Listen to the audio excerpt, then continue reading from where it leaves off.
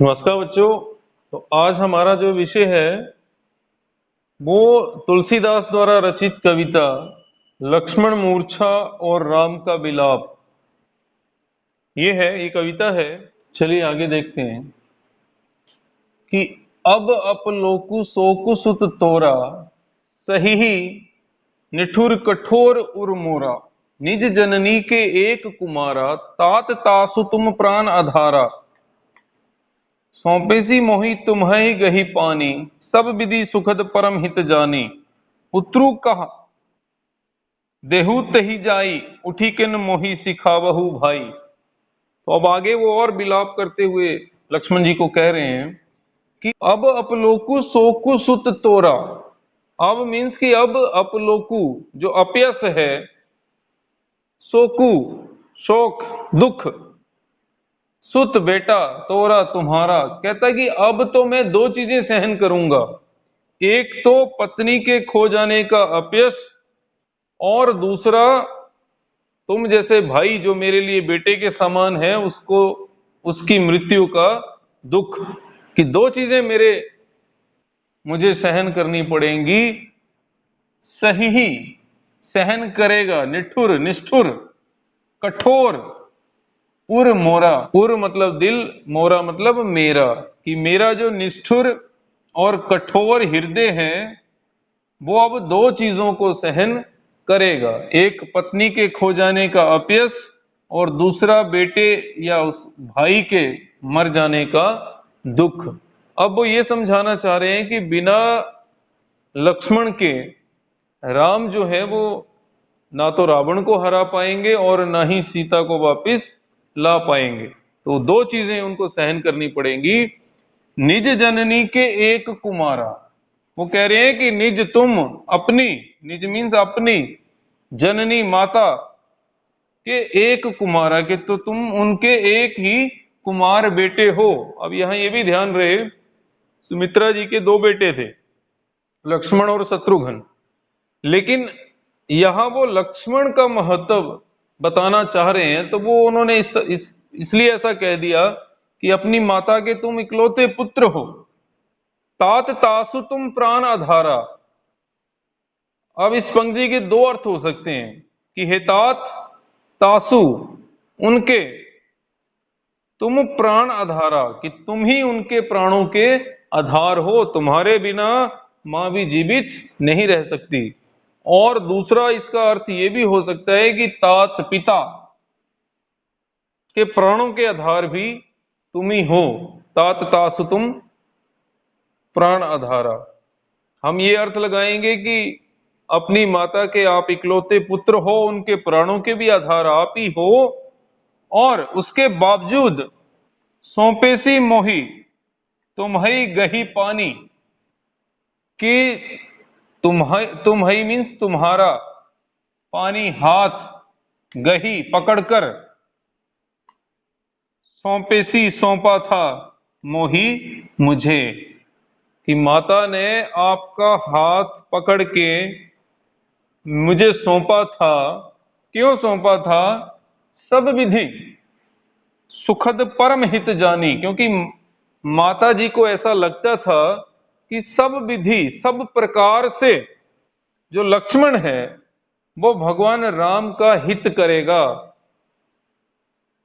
सब विधि सुखद परम हित जानी, कि लक्ष्मण के होने से भगवान राम को सुख भी मिलेगा और वो उनका परम हितैषी है, इसलिए उसको उनके साथ जाना चाहिए, वो उनके काम आएगा, उनकी सेवा करेगा। यही सोच के कहते उन्होंने खुद अपने हाथ से तुम्हारा हाथ पकड़ के मेरे हाथ में सौंपा था। अब उत्रु कहा देहु तेहि जाई, कि तेहि वहां पर जाई जाकर, उत्रु उत्तर कहा क्या, देहू दूंगा, कि वहां जाकर अब मैं क्या उत्तर दूंगा। उठी किन मोहि सिखावहु भाई, कि उठी किन उठो और उठ किन कर, मोहि मुझे सिखाओ मेरे भाई, कि वहां जब मैं जाऊं तो क्या बोलूं। अब वो ऐसी परिस्थितियां पैदा करना चाहते हैं कि किसी न किसी भांति जो लक्ष्मण है वो जाग जाएं, उठ जाए, तो उन्हीं को कह रहे हैं जो बेहोश है, जो बेहोशी की हालत में है, उन्हें वो कह रहे हैं कि उठो और मुझे सिखाओ कि माता जी को जाकर मैं क्या उत्तर दूं। तो ये सुमित्रा जी, जिन्होंने लक्ष्मण को ये सोच के राम के हाथों सौंप दिया था कि अगर वो साथ रहेंगे तो लक्ष्मण उनका ऐसा भाई है जो हर प्रकार से भगवान राम के लिए हितैषी होगा और उनके लिए जो है वो सुखद परिस्थितियां भी पैदा करेगा, सुख प्रदान करेगा। अब आप देखिए कि बहुविधि सोचत सोच विमोचन, स्त्रवत सलिल राजीव दल लोचन, उमा एक अखंड रघुराई, नरगति भगत कृपाल दिखाई। कि बहुविधि बहुत प्रकार से सोचत सोचते हैं, कौन सोच रहे हैं? सोच विमोचन, जो दूसरों की सोच को हरते हैं, जो दूसरों की चिंताओं को हरते हैं। आज वो खुद कई प्रकार की चिंताओं से ग्रसित हैं और कई तरह की बातें जो है उनके मन में चल रही हैं। स्त्रवत सलिल राजीव दल लोचन, की जो राजीव कमल का फूल, दल मीन्स दो, समूह होता है वैसे दल, यहां दो आंखें, लोचन मतलब आंखें की, वहां से स्त्रवत सलिल, सलिल मीन्स पानी, स्त्रवत मतलब बहना, कि ऐसा कह के भगवान राम की कमल रूपी दोनों आंखों से जो है वो आंसू बहने लगे। रूपक अलंकार है। उमा एक अखंड रघुराई, भगवान शिव जो है ये कथा उमा यानी कि पार्वती जी को सुना रहे थे।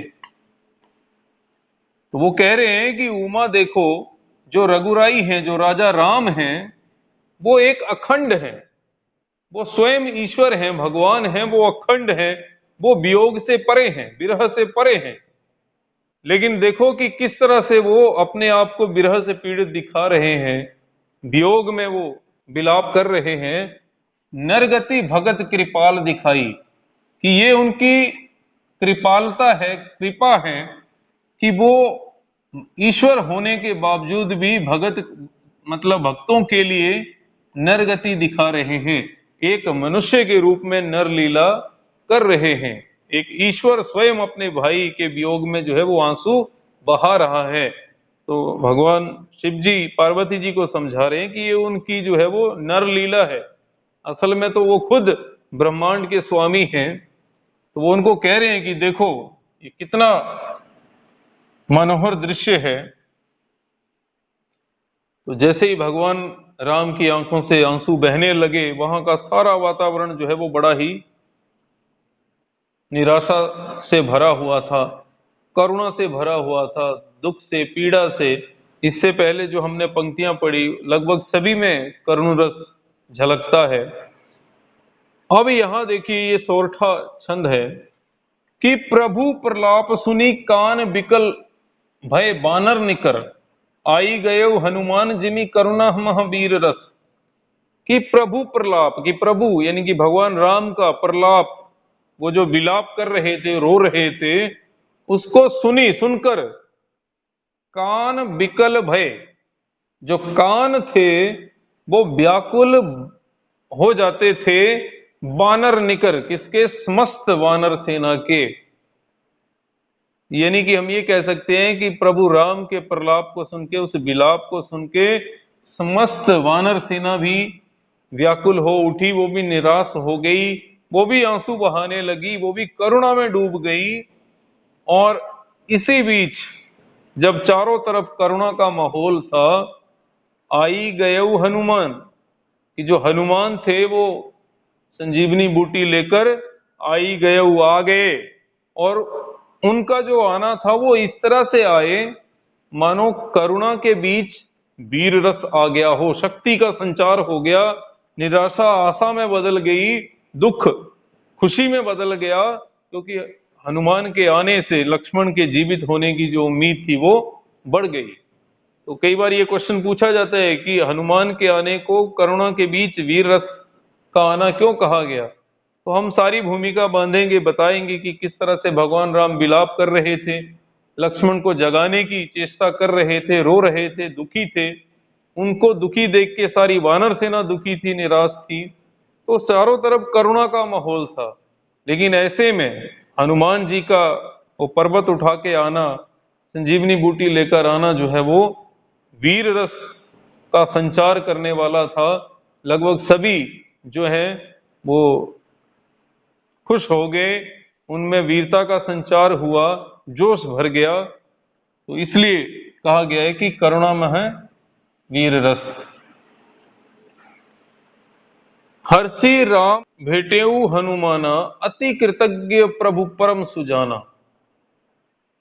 तुरत बैद तब की नहीं उपाई, उठी बैठे लक्ष्मण हर्षाई। कि हर्षि राम, हर्षि मीन्स प्रसन्न होना, खुश होना।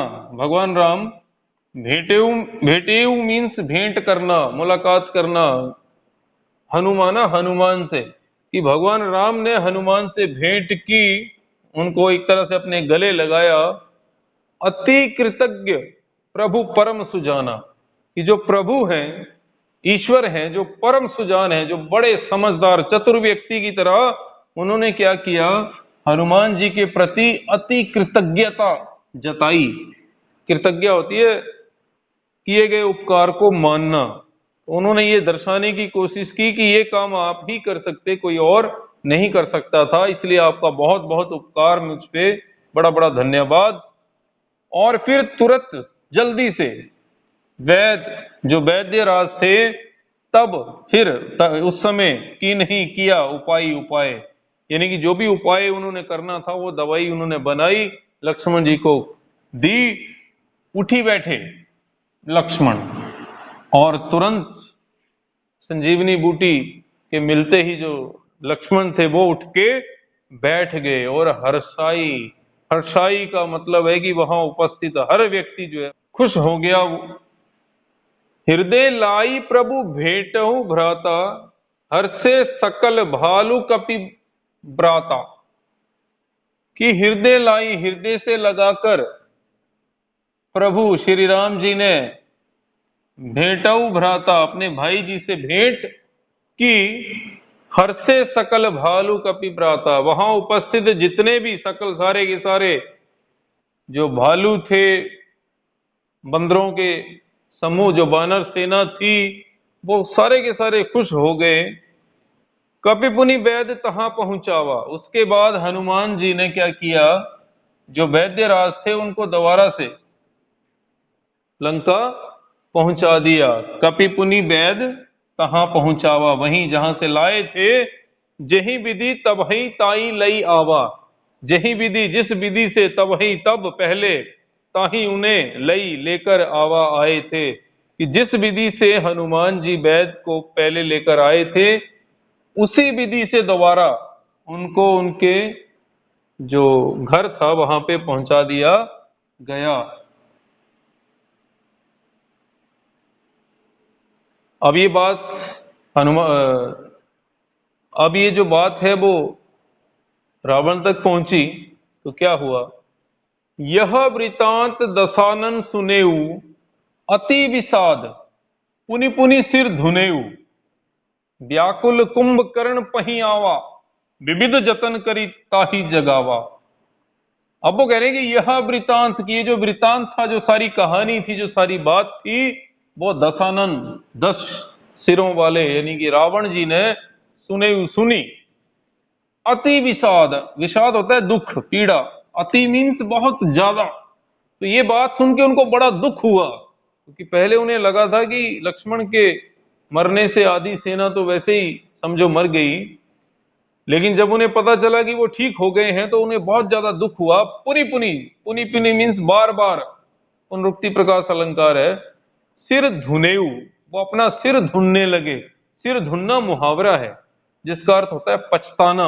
अब उनको बड़ा पछतावा हो रहा था, और फिर वो व्याकुल, कुंभकर्ण पही आवा, ये समाचार पाते ही वो व्याकुल हो गए, बेचैन हो गए।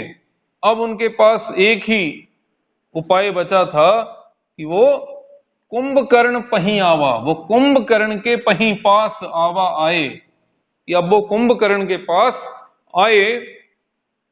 विविध जतन करी ताही जगावा। ये सबको पता है कि कुंभकर्ण सोए रहते थे, तो उनको विविध जतन, विविध मीन्स कई प्रकार के जतन, प्रयास करके, प्रयत्न करके, ताही उन्हें जगावा, जगाया। जब जगाया, जागा निशिचर देख ही कैसा, मानहु कालु देह धरी वैसा, कुंभकर्ण बूझा कहू भाई, काहे तब मुख रहे सुखाई। जब कुंभकर्ण जागा तो तुलसीदास जी लिखते हैं कि जागा निशिचर देख ही कैसा, कि देखो कैसा निशिचर राक्षस जागा, जागा है, मतलब उसको वो उसका शरीर इतना बड़ा था, भयानक था, कि ऐसे लग रहा था कि देखो बहुत बड़ा राक्षस जो है वो जाग गया है। और उन्हें देख के लग रहा था मानहु कालू देह धरी वैसा, कि मानो जो काल देवता है उन्होंने देह शरीर धरी धारण कर लिया हो। यानी कि कुंभकर्ण को देख के ऐसा लग रहा था कि मानो साक्षात काल ने ही स्वयं शरीर धारण कर लिया हो, और वो अब जो भगवान राम की सेना है उस पे टूट पड़ेगा, उसको तहस नहस कर देगा। जब कुंभकर्ण उठे तो कुंभकर्ण बूझा कहू भाई, कुंभकर्ण जी ने बूझा, पूछा कि कहू भाई, कि भाई बताओ, कहो। काहे तब मुख रहे सुखाई, कि काहे क्यों तब तुम्हारा मुख चेहरा रहे है सुखाई, सूख रहा है। कि ऐसी कौन सी बात है जिसके कारण तुम्हारा जो चेहरा है वो सूख रहा है, तुम कमजोर दिख रहे हो, निराश दिख रहे हो, उदास दिख रहे हो। कहता मुझे बताओ क्या कारण है। तो ये कई प्रकार के जतन करके जो है वो कुंभकर्ण जी को जगाया गया था। कई भालों से उनको तंग कर रहे हैं, कोई ढोल नगाड़े बजाए गए, अंततः जब तरह तरह के पकवान बनाए गए उसकी खुशबू से ये जागे थे। तो उन इस तरह का शरीर था भारी भरकम, जिसको देख के ऐसा लगता था कि मानो जो काल देवता हैं उन्होंने ही कोई शरीर जो है वो धारण कर लिया है। कथा कही सब तेहि अभिमानी, जेहि प्रकार सीता हरियाणी, तात कपिन सब निशिचर मारे, मह मह जोधा संहारे, दुर्मुख सुररिपु मनुज आहारी, भट अतिकाय अकंपन भारी, अपर महोदर आदिक बीरा, परे समर मही सब रणधीरा। अब जो रावण था उसने सारी कथा कुंभकर्ण जी को सुनाई। कथा कही कि सारी कहानी, जो जो घटनाएं घटी थी सारी की सारी कही, सब ते ही उस अभिमानी ने, कि जो रावण था वो अभिमान ही उसको ले डूबा था, अन्यथा वो बहुत ज्ञानी आदमी था। तो कह रहे हैं कि उस अभिमानी ने सारी कथा जो है वो कुंभकर्ण को सुना दी। कौन सी कथा? जही प्रकार सीता हरियाणी, कि जही प्रकार की, किस प्रकार से माता सीता को हरि हरण करके आनी ले आया था, कि जो रावण है उसने किस तरह से माता सीता का हरण किया, वो सारी कथा उसने बता दी। तात कपीन सब निशिचर मारे, ये तात जो कपिन है, जो कपिन मीन्स बानर सेना है, उन्होंने सब सारे के सारे निशिचर जो राक्षस थे वो मारे, मार दिए। महा महा जोधा संहारे, कि जो महा महा, जो बहुत बड़े बड़े जोधा योद्धा थे वो संहारे, उनका संहार हो गया, वो भी खत्म हो गए। फिर कुछ उदाहरण दिए कि कौन ऐसे योद्धा थे जिनकी मृत्यु हो चुकी है। दुर्मुख सुररिपु मनुज आहारी, कि जो दुर्मुख है, बुरे मुख वाला, सुर रिपु जो देवताओं का शत्रु था, मनुज आहारी जो मनुष्यों को खाने वाला राक्षस, ये सारे राक्षस हैं। भट योद्धा, अतिकाय जिसका शरीर बहुत बड़ा हो, अकंपन भारी जो अकंपन हो, जिसको हिलाना भी बड़ा मुश्किल हो, जिसका वजन बहुत ज्यादा हो, अपर और दूसरे, महोदर, महोदर मतलब महाउदर जिसका पेट बहुत बड़ा हो। बोलता जो महोदर जैसे जो और जितने भी वीर थे, योद्धा थे, वो सारे के सारे परे पड़े हुए हैं समर युद्ध में, मही बीच में, सब सारे के सारे रणधीरा, रणधीर, युद्ध को जीतने वाले। ये जितने आपको नाम बताए, दुर्मुख, सुररिपु, मनुष्यों को खाने वाला, अतिकाय, अकंपन, महोदर, कहता ये सारे के सारे जो राक्षस थे वो रणधीर थे। रणधीर जो कभी युद्ध नहीं हारता, जो युद्ध में हमेशा जीतता है। लेकिन कहता आज जाओ, वो सारे के सारे योद्धा जो हैं वो समर में, युद्ध भूमि में पड़े हुए हैं, यानी कि मर चुके हैं, हार चुके हैं। तो ये सारी बात जब रावण ने कुंभकर्ण जी को बता दी, तो कुंभकर्ण ने आत्मचिंतन करने के बाद क्या कहा, वो दोहा देखिए कि सुनी 10 कंधर वचन, तब कुंभकर्ण बिलखान, जगदम्बा हरियाणी अब 60 चाहत कल्याण।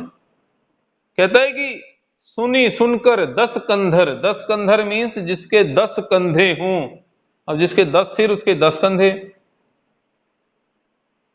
तो 10 कंधर मतलब रावण जी। कि रावण जी के जो वचन थे, जो बातें थी, उनको सुनकर तब फिर उस समय कुंभकर्ण बिलखान, कुंभकर्ण जो है वो बिलखने लगा, रोने लगा, गुस्सा करने लगा।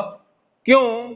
वो कहता है कि जगदम्बा हरियाणी, जगदम्बा मीन्स जगत, अंबा, जगत मीन्स संसार, अंबा मीन्स माता, कि आपने तो पूरे संसार की मां का हरण किया है, कि जो जगत की अंबा है, माता है, उसको हरि हरण करके आनी, ले आए, कि तुम तो उसी का हरण करके ले आए।